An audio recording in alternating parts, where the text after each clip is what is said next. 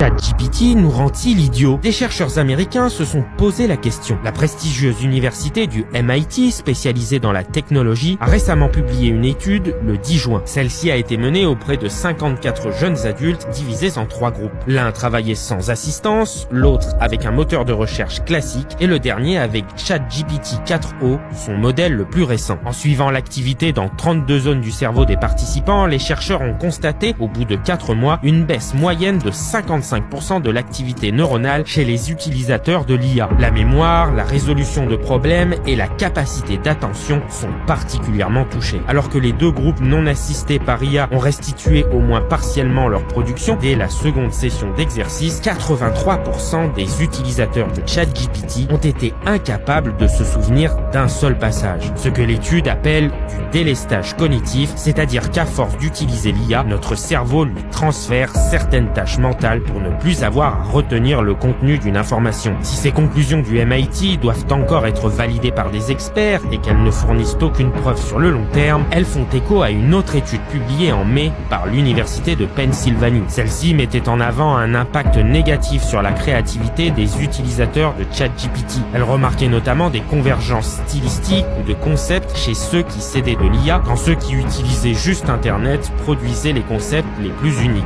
Alors va-t-on vers un déclin cognitif?